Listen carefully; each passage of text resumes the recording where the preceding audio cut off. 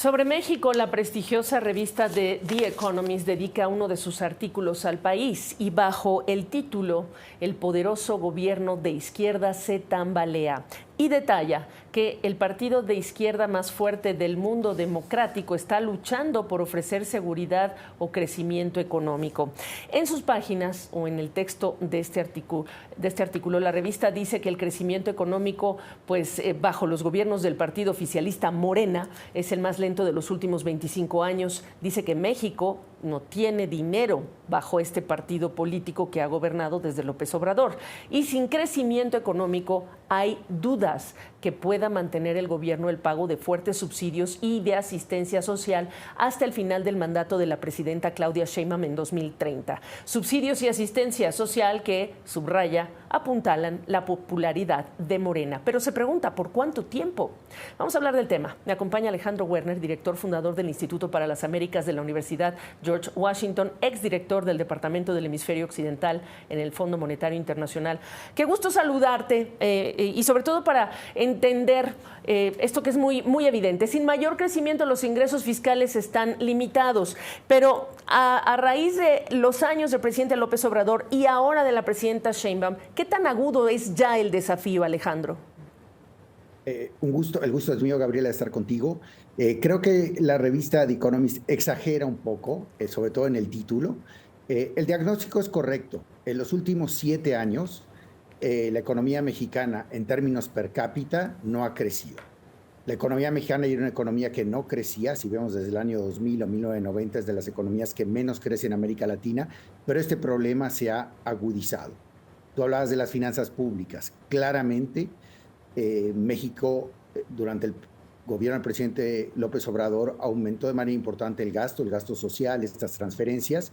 También aumentó los ingresos, pero en el último año tuvo un incremento muy importante del déficit, que la presidenta Sheinbaum bajó en el año 25, pero sigue teniendo un déficit alto. Entonces, sí tiene estos retos, pero cuando lo vemos y lo comparamos con países como Brasil, Colombia, etcétera, el gobierno mexicano tiene un déficit menor, tiene tasas de interés de largo plazo todavía bajas y tiene un riesgo país bajo y tiene, por lo tanto, muy buen acceso a los mercados de capitales. Eso es muy importante. También la revista dice, Morena parece tener menos posibilidades de resolver los problemas más serios que tiene México, seguridad y narcotráfico. Pero en cambio sí estamos escuchando que están haciendo esfuerzos por, implementar esta reforma judicial y la que viene, que es la reforma electoral. En eso está enfocado el gobierno mexicano. Mira, claramente hay varios procesos en marcha en México. Un proceso es el de, yo creo, donde ha cambiado Morena, es en el del combate al crimen organizado. ¿Te acuerdas de este dicho de abrazos, no balazos del presidente López Obrador? Ha cambiado muchísimo durante este gobierno y claramente hay una estrategia contra el crimen organizado, lo vimos en tu noticia anterior. Creo que es un cambio importante para el tema social, para la convivencia entre los mexicanos, pero también para el crecimiento económico. En segundo lugar, hay una agenda económica que realmente no estimula de manera importante el crecimiento. ¿Por qué? Porque hay mucha incertidumbre tributaria. En segundo lugar, el crecimiento de la oferta de energía eléctrica se ha visto severamente afectado y obviamente el desarrollo del sector petrolero en México se ha afectado de manera importante.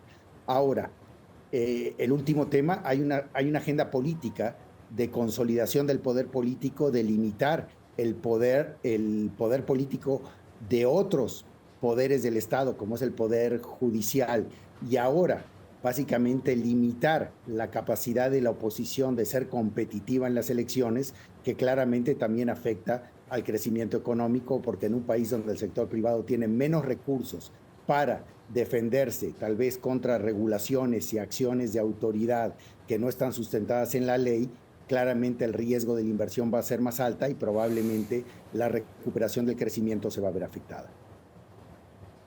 Ahora, este es un país, Alejandro Werner, lo sabes muy bien, que ha tenido dificultades o está convencido que mantener más del 80% de sus exportaciones hacia el mercado estadounidense era una apuesta ganadora. Pero llegó Donald Trump y México está atrapado en esta dependencia por no poder diversificar antes. Considerando esto, te pregunto, ¿cuánto la prioridad del gobierno de Claudia Sheinbaum es esto que dices de la distribución del ingreso es visión de corto plazo y qué estamos dejando en lo que es la ambición de largo plazo para el país, para el desarrollo, para el alivio de la pobreza.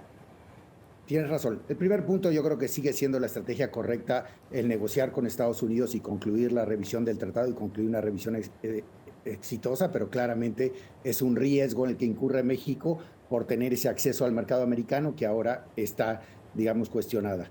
En segundo lugar, lo que tú decías, yo coincido plenamente, el gobierno de López Obrador y este gobierno han priorizado las transferencias directas a la población a costa de los bienes públicos, por ejemplo, salud, educación, y también a costa de inversión pública que estimule la inversión privada y la generación de empleos. Entonces, esto lo que hace es mejorar las condiciones de vida de la población más afectada en el corto plazo, pero a costa de limitar y disminuir las posibilidades de que esta población se eduque, tenga buena salud, etcétera, y sus hijos sean más competitivos en el mercado laboral y por lo tanto tengamos progreso social de mediano plazo.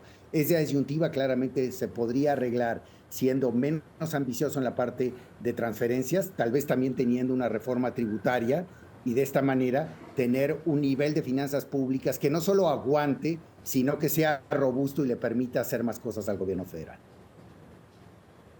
Claro, claro. Y además con este magro crecimiento económico, pues nuevamente claro, el tema de los ingresos disponibles para hacer, a dónde van a cortar en el futuro si es que los necesita. Se nos acabó el tiempo, pero regresa pronto. Gracias por la oportunidad de esta conversación, Alejandro. A ti por la llamada y estar contigo y tu auditorio.